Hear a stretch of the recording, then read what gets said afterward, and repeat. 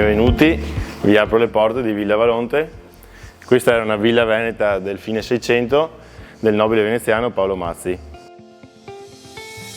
Villa Valonte sorge in un territorio naturalmente vocato all'agricoltura, grazie alla fertilità dei suoli e alla mitezza del clima.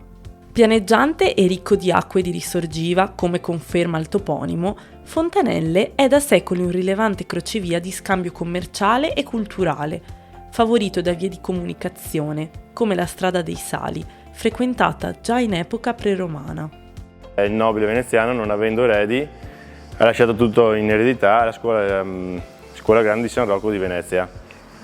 Poi intorno al 1810, con l'arrivo di Napoleone, tutti i beni delle scuole di San Rocco sono passati a Reggio Demanio, di cui rimane proprietario per quasi un secolo, prima di passare al nobile qui della provincia di Treviso, Zanellato, che anch'esso, non avendo eredi, decide di vendere la sua proprietà allo zio di mio padre, Nino, che acquista tutta l'azienda intorno agli anni 70-80. La villa sorge in una campagna lambita dal Piave e dal Tagliamento, in posizione pressoché equidistante fra il litorale adriatico e l'arco prealpino.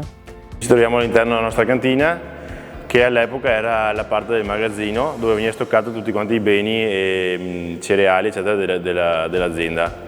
L'azienda attuale si sviluppa in circa 27 ettari, di cui 21-22 di vigneto. Nella nostra azienda abbiamo ritrovato dei documenti che ritraevano che già nel fine 600 nella nostra azienda veniva coltivata la vite. Ovviamente non erano i vigneti attuali, come ce li immaginiamo con i filari, anche se erano comunque molto simili perché erano dei vigneti APV, si chiamavano, che era arattivo, piantumato e vitato.